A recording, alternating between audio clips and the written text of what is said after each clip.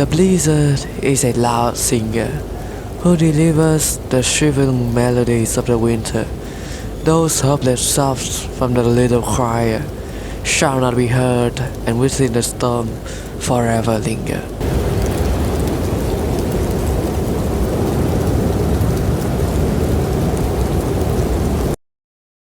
At base level, Ice Cat deals 1 damage and freezes enemy in the range for around 1 second.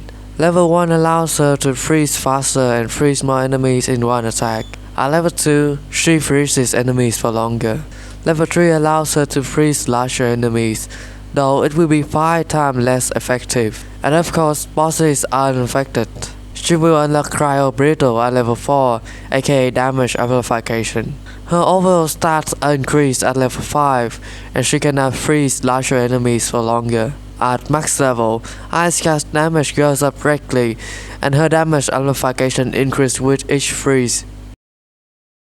To put it simply, damage amplification will make enemies take more damage from all sources as long as they get freezed by Ice Cat at least once. I don't know how long does Brittle last, but I know for sure that it lasts really long. Bosses are also affected by damage amplification, even though you can't freeze them. Damage amplification does not make your tower stronger, it makes enemies weaker instead. It acts like a defense debuff, but with a summation instead of percentage multiplying. It may sound bad, but in reality, it is far from bad. The difference that damage amplification can make is ridiculous in some situations. For example here, Surgeon's base damage is 3, but does this look like 3 damage per shot to you? Damage amplification can also be applied to damage over time, but they generally does not go well together. Before max level, Ice Cat is one of the cheapest tower in the game. I can confidently say that she is definitely worth every penny. Heck, Smarmy level 0 can sometimes perma-freeze some enemies in the early game, allowing you to stall the wave until the timer runs out. With that amount of time, abilities can get recharged and Hitman can curse more enemies, making you more catch. Wait, you don't understand how Hitman works, don't you? Well, you know the drill by now. Be patient, Trigger. Every tower will get their own video eventually. Anyway, back to the video. Ice Cat is very dependent on the map, like her range is abysmally small, so she is not very useful in straight lines.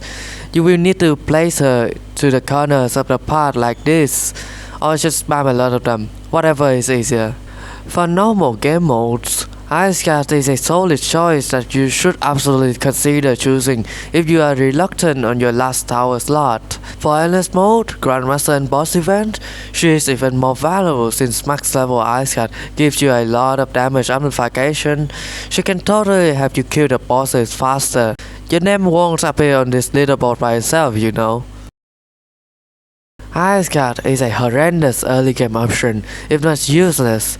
You absolutely need to bring towers of other roles, like early game defenders, main DPS, and supports. Ice Cat is like a spy. She will make the dish more delicious, but you cannot eat her on her own. Seriously, have you ever tried to taste a spoonful of salt? I certainly did, and it did not taste well. Her main gimmick is freezing, which will come in clutch in many situations. Generally, you would want to place her close to other towers so that other tower will have more chances to attack the enemies while they are frozen. Also try to get multiple level 5 Ice Cat each game, it helps on the stalling aspect a lot. As for her mastery upgrade, yeah no, it's too expensive for what it does. Do not upgrade her to max level unless you have a lot of money or you already got yourself a stable defense. Really, do not try this at home. You have to consider very thoroughly whether you should spend one precious tower slot for her. That is if you are playing solo. If you want to play with your friends, in case you have any, and that person doesn't know what to bring for their last tower slot, then Ice Cat is most definitely a solid option. You would want to pair Ice Cat with fast attacking towers like Gunner or Reaper. Why? Because mass. Yeah, the faster something moves, the easier it is to accelerate or something like that, I don't know. You can also pair Ice Guard with towers that shoot multiple projectiles in a short time, like Boomer or Technician. The reason being, Brittle makes enemies take more damage from literally every sources. Yeah, literally. No matter if it's from a sub-tower like drone or clusters of the same attack. There is no limit to the amount of damage sources, so as long as the enemy carry the Brittle effect, they will die faster the more tower you spam. Magician is also not a bad option, since she does damage twice to the same enemies in each of her card souls, and her splash damage counts as an eligible source of damage for Brittle, plus Ice Guard will gather more enemies closer to each other, which will help Magician to use up all of her beers. This combo is very effective for how much it costs. Since Ice Guard is a support tower, I do not advise you to use other support towers to support her. Though if you ever wanted to for some god unknown reasons, then Beacon and Bloomer would be solid options.